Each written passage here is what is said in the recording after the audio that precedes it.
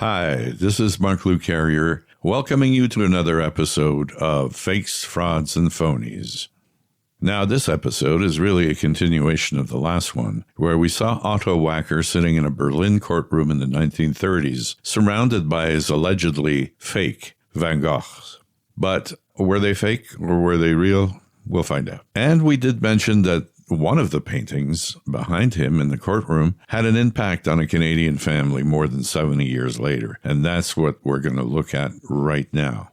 From the 1930s, we take a great leap into the future, from the austere, dark wood-paneled pre-war courtroom in Berlin to modern-day Canada. In a tidy Winnipeg home, the bright winter sun catches the waves of green impasto, the thickly applied pigment that makes brush marks visible on what Monica de Jong and her brother Michael think is a genuine Van Gogh.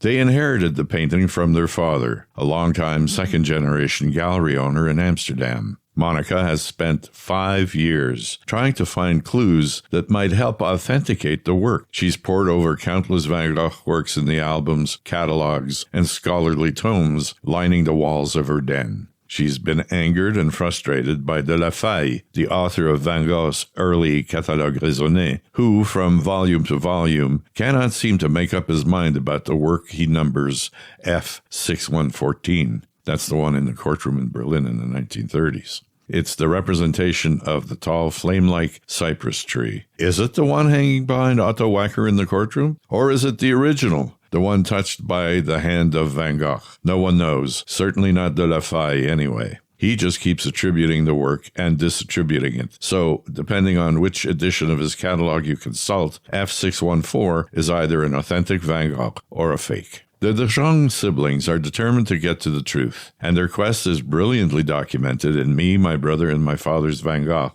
by Riverain Productions Limited, which originally aired on the Canadian Broadcasting Corporation television program Witness. First stop, the Canadian Conservation Institute in Ottawa, a world-class facility. Monica and Michael stand by nervously as Marie-Claude Corbeil, the CCI's senior conservation scientist, puts F614 through rigorous testing. She subjects the work to ultraviolet X-rays, paint analysis, and microscopy. Will Corbeil announce, yes, it's most definitely a Van Gogh?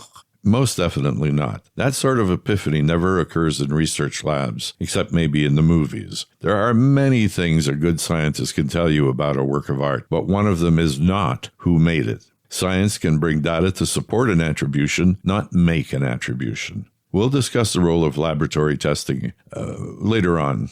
For now, suffice it to say that it's not good news for the sister and brother, even if Michael, who appears to be the more optimistic of the two, thinks he spotted a red curly hair under the microscope, which he feels could only be Van Gogh's. It would be nice if it were that easy.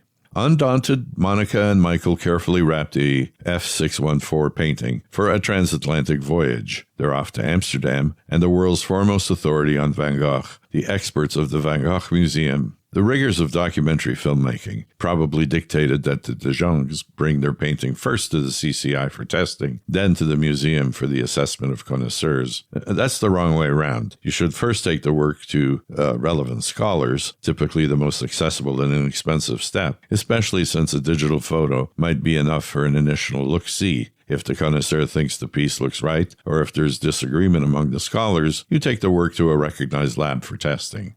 The Van Gogh Museum's expert make a close study of F614, sometimes with the naked eye, at other times with sophisticated instrumentation. It's the X-ray that kills any vestige of hope that it's a genuine Van Gogh. It's clear to the museum's professionals that the buildup in paint layers is not right. Yes, the final impasto design is there, but the impression is shallow and results in empty mannerism. Someone here is trying very hard to make us believe that Van Gogh painted this work, but not quite succeeding. The experts tell the crestfallen de Jongs that it's a clever forgery, made by a talented forger. He or she knew exactly what the experts would be looking for and left a trail of so-called evidence throughout the work, but it's just too easy to be clear-cut. as your favorite TV detective might say when bad guys are trying to pass a murder off as a suicide. The clues are just too obvious. The irrepressible Michael de Gogh, faced with the near absolute certainty that the painting is a fake, tries to sell it to the museum as an excellent example of a forgery, what you could call an attempt at making lemonade when life sticks you with lemon.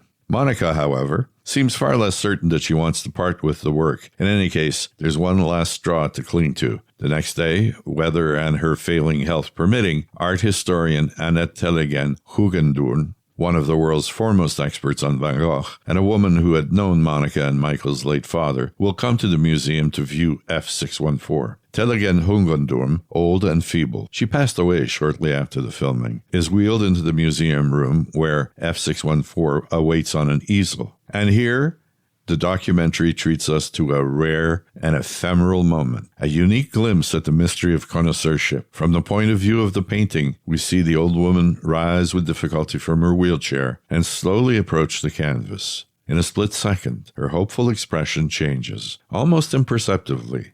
We see a mixture of sadness and pain. The great art critic Bernard Berenson once said that when faced with a forgery, he would sometimes be racked with stomach cramps. Whistler claimed to swoon in the presence of an authentic Velázquez. The look on Tellegen-Hugendoorn's face says it all. It's almost redundant when she turns and regretfully informs the de Jongs that the painting is a fake. F614 makes the long trip back to Winnipeg, and the story ends on a wistful note. Monica de Gogh says, "This is the painting that reopened doors into the past, into the world of my father, and that's a lovely thing to get after your father has passed away." So the painting, almost certainly produced with criminal intent, has found a happy home.